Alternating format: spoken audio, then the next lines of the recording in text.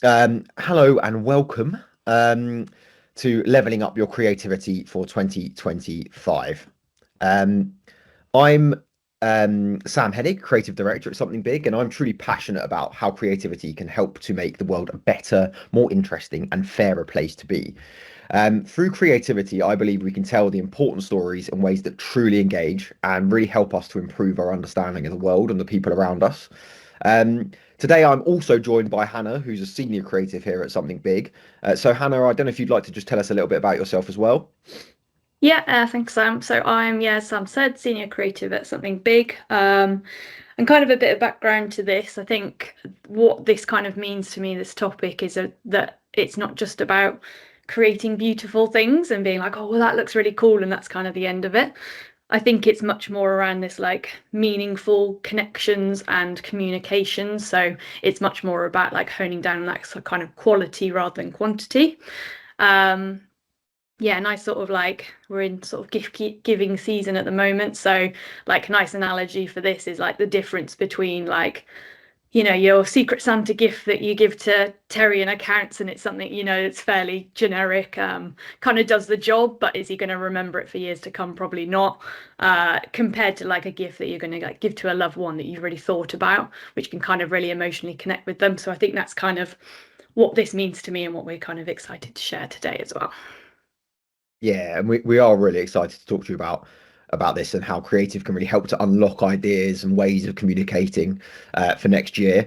But before we do go into like that detail, I'd also just like to give you a little bit of context around who we are as an agency. So we're a creative communications agency, and our mission is to make workplaces fairer, healthier, and happier. We're certified as a B Corp that walks the walk using the power of communications to not only elevate our clients' brands, but also to kind of create this positive change in the world. So, whether it's award winning creative campaigns or strategic communication plans, we're all about kind of crafting stories that resonate and inspire action. We believe that effective communication is the cornerstone of a thriving workplace, and we're passionate about helping clients to build cultures of inclusion, transparency, and well-being through creative communications. So this is a not so subtle humble brag, but this is our kind of awards that we've won this year. So we've got some. We've been very lucky to win 11 awards this year, which is like across sort of internal comms awards, reporting awards. We had like Muse Creative Awards, but I think the point of this slide is also to say that it's always an aim of ours to be winning awards, but it's also not the sole focus of what we are doing. So it's much more about, like, as I spoke about, that kind of meaningful connections that we want to make. So we want to have this kind of brave, standout work that is also impactful and engages with people. But we're always obviously striving as well to win these awards for our clients as well. So we're going to go a bit into our kind of recipe around this and things that we do, which we think help to get us from that kind of desire to have these impactful pieces to actually delivering them. So we jump across one, Sam, because it's not actually carrots and things like that. We've got our kind of ingredients then that are on this left-hand side, and they're directly linking to these directions on this left-hand side. So first is like very much bringing clients on that journey with us, because we don't want to just be saying, well, ultimately we're going to go away and take your brief and we're going to do something really wild and sort of brave with this. It's very much about that kind of upfront reassurance and making sure that we understand the difference between bravery and risk, which leads into this next point nicely, which is having great insights and research, which is so important. So we're talking about into the aims of what we're trying to do, the kind of landscape, that's the kind of industry that you're sitting in, but also like your audience and the kind of audience in general as well. So when we're talking about bravery, we're talking more about this kind of like foundation of these kind of insights and this research that's happened, whereas risk is a little more blind, potentially less informed. So we're making sure that clients understand that first, and definitely when you're creating things for yourself as well, knowing which kind of camp you're sitting in and making sure that you're doing the right thing.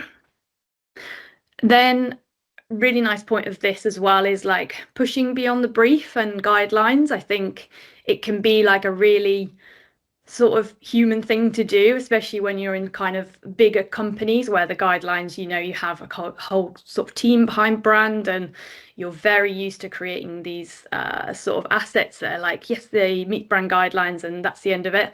And this isn't about sort of throwing those out or anything like this, but when you work with someone else who has that kind of like outside view of it, we can just start to identify some of those stretch zones, things that you might not have thought about. We're thinking, okay, well, we know we've got this illustration style, for example. Could we push it, evolve it a little bit because actually it fits really nicely into this? And again, always coming back to this kind of insights and research as well to quantify that and qualify that decision to do that. Again, this leads nicely into the next point. So we're talking very much about this collaborative partnership. So it's not about, as I said at the beginning, us taking that brief and running away with that and doing something completely brave. It's actually about this collaboration working throughout, having these temperature checks as we go.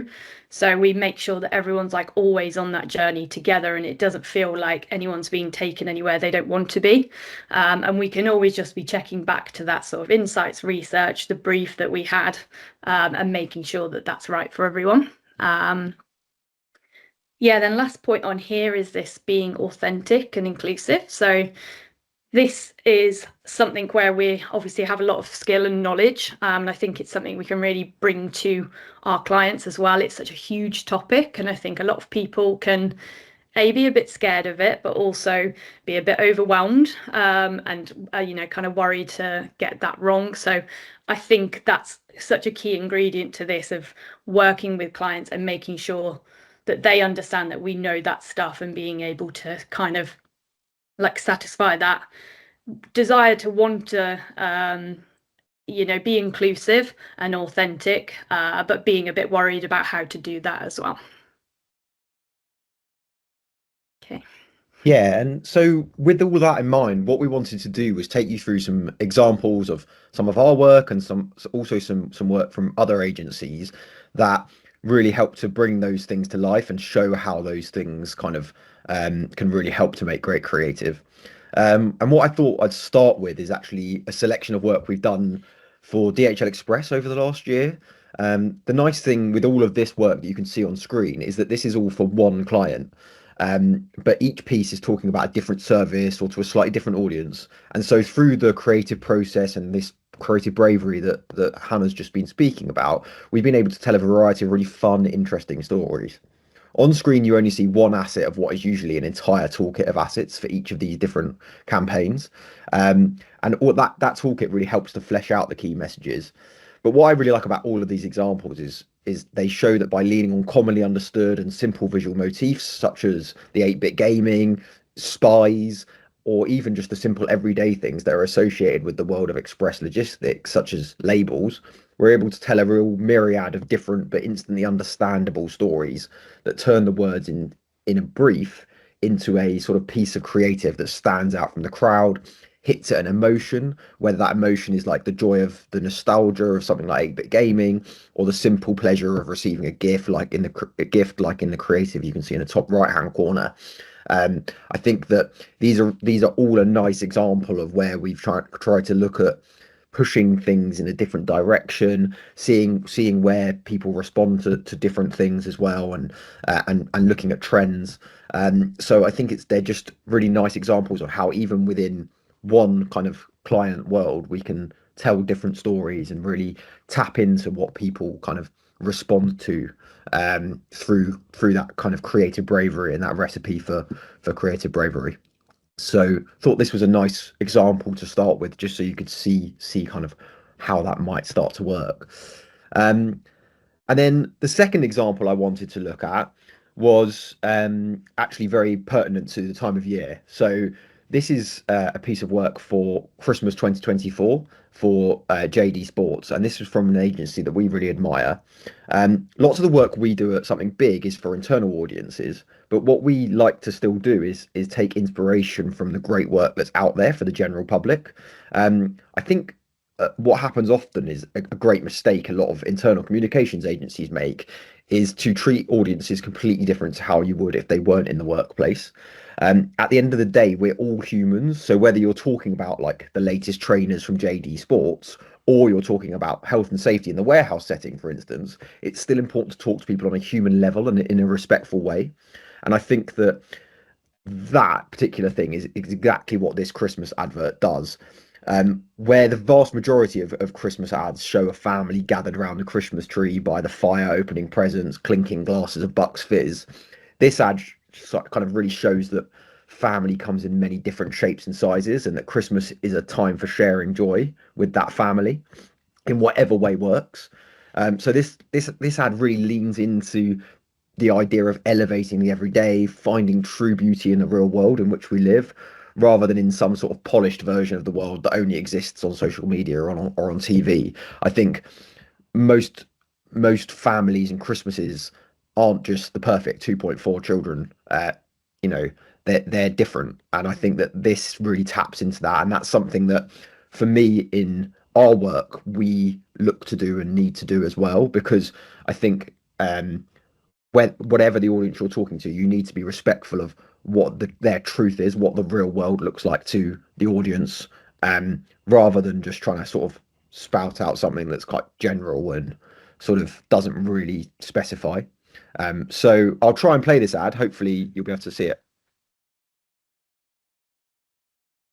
Yeah, man, come through, man, come through. What are you doing in my theatre? Took time with your so. Where you going? Why stop? Wait to walk now. You behave, okay? Bye.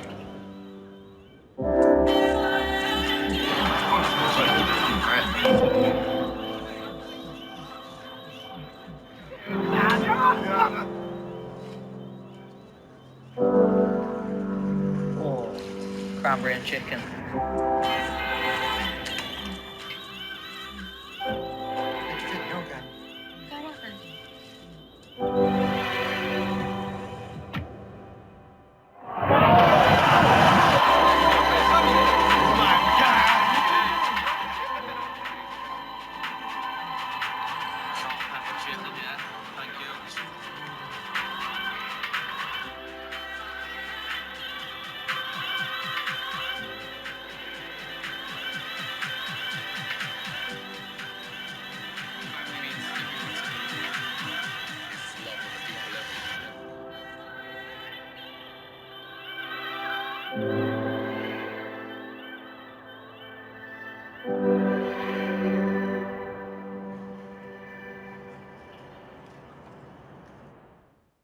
Yeah, so just so real, so beautiful, and just so not what you normally expect to see from a Christmas advert. And I think really it taps into something that feels very emotional, but without kind of being about shoving the brand down your throat, or kind of saying this is how your Christmas needs to look or anything like that. It's just really like that lovely moment of understanding that family can be chosen rather than um, this thing that you're born into and is just always perfect. And I think that that's just such a strong and beautiful message. So yeah, really, really, really love that one this year.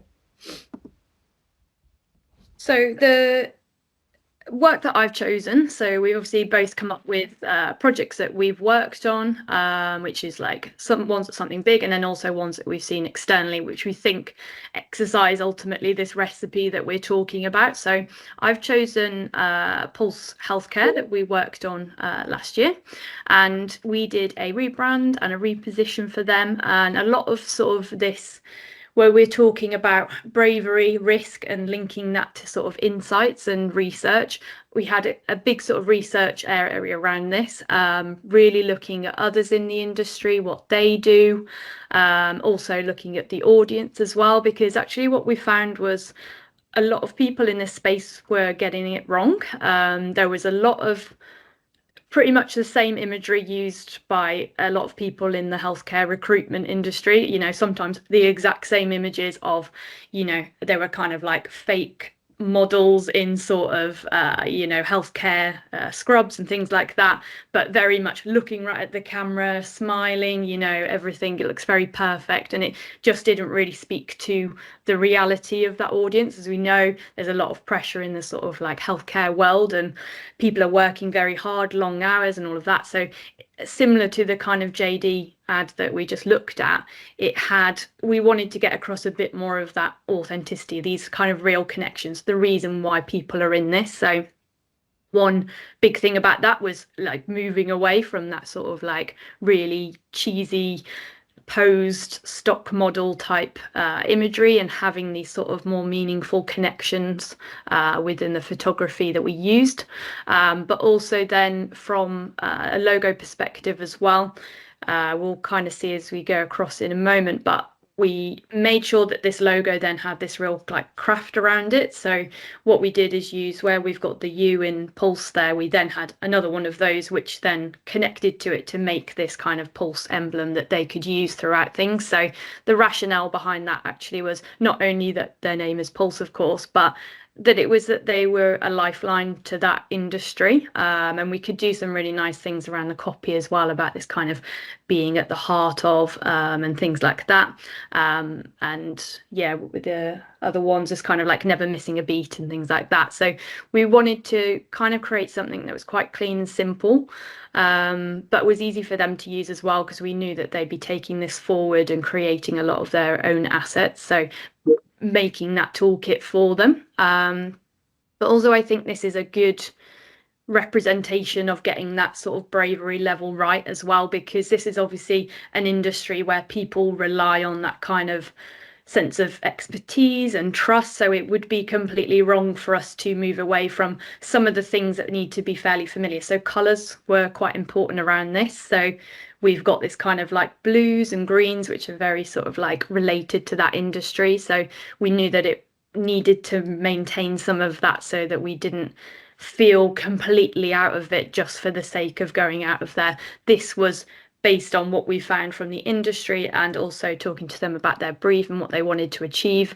and it got that sort of level right. And it was definitely a very sort of collaborative partnership as well, moving along with this, making sure at every point we're checking back and making sure that everyone's happy. So I think on the next slide we've just got a kind of bit of feedback from them, but I think that kind of really just speaks to the fact that it was such a that kind of recipe just played out perfectly for this, and we were able to work with them, do our sort of research behind things, push them a bit further than potentially they thought they wanted to go at the beginning. But actually, when we took them on that journey, they were really on board with it and really happy with what they got. And they've since been able to create their own assets as well off the back of that. And we can see that activity on LinkedIn, and they're using it very well. So I think overall that's worked really nicely for them.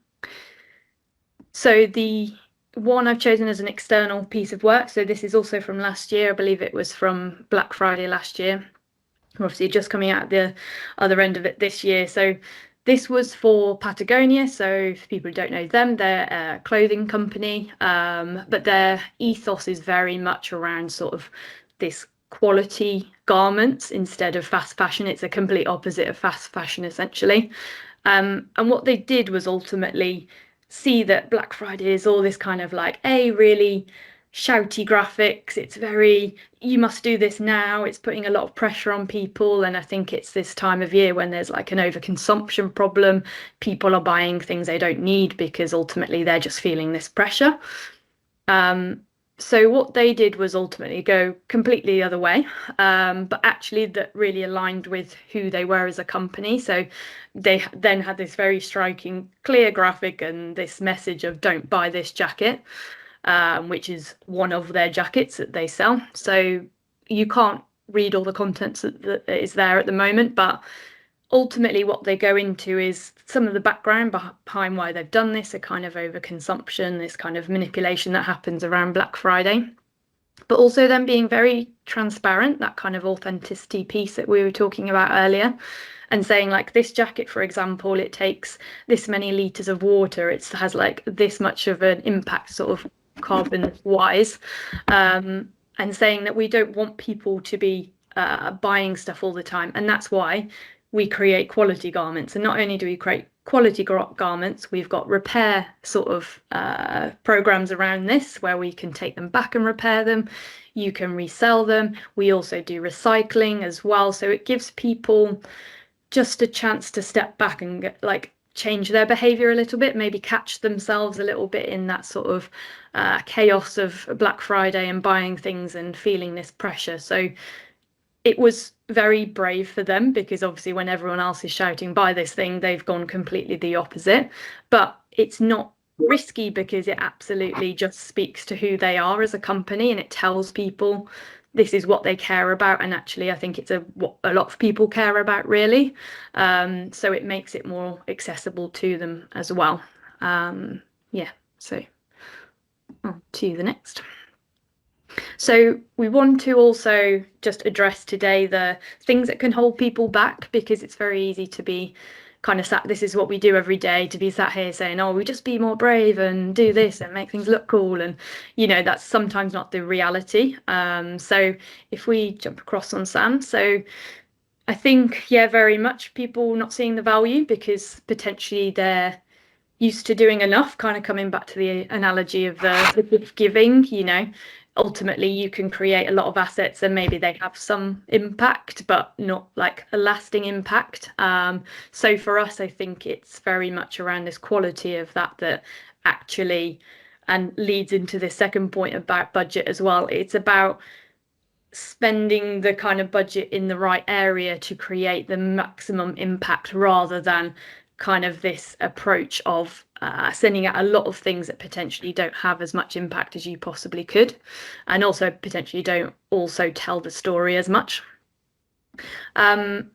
Concerns about being called out. So again, we've touched on this a little bit, but I think this is where working with an expert really helps, making sure that you're being honest, and also like how you feel about it can be really important. And again, that kind of like gift giving thing, like you don't feel that good about giving a thoughtless gift to someone, but actually when you give someone something that you've really thought about and it speaks to who you are and who they are, there's like an excitement to give them that gift and a good feeling as well. So I think where we can be very focused on the kind of impact to the end user, I think it's also thinking about the impact on us as creators, and making sure that all of us kind of go home when we've created this work to feel good and feel like it speaks to what we're trying to do.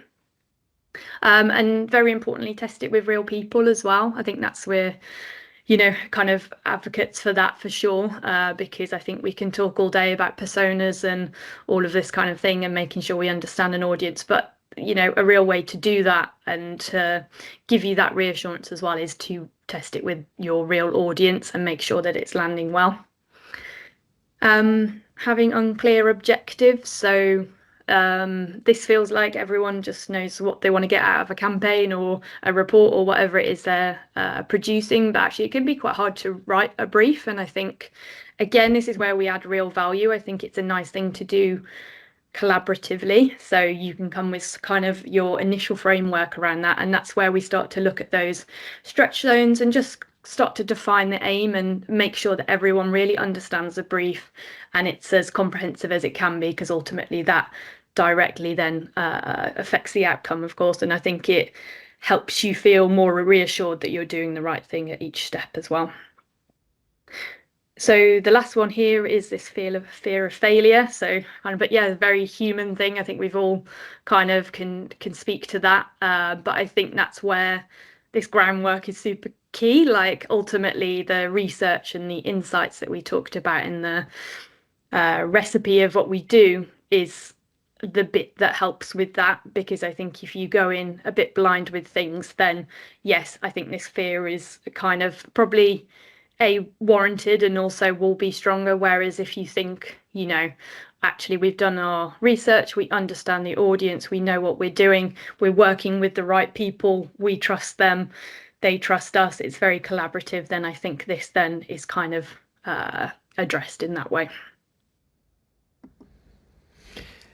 Yeah, so I think in summary, really there is never a one size fits all approach to creativity, but as I think hopefully we've shown, there are always things you can do when approaching any creative brief. And these ingredients and this recipe allows us to truly push ourselves to create brave, bold work that can truly help to make a difference. And so I think with that in mind, just to round it up, the five key things that we have found amongst many others, which help to really create great creative, are those that you can see on screen.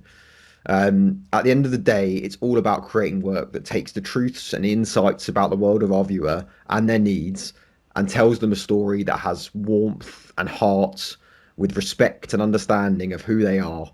So that whatever the message is, those people feel talked to rather than talked at. So really it's all about balancing bravery and risk, having a strong foundation on insights and research, identifying potential stretch zones, building a culture of trust and collaboration, and having that solid understanding of what inclusive comms really means and who your audience really is and speaking to them on a level.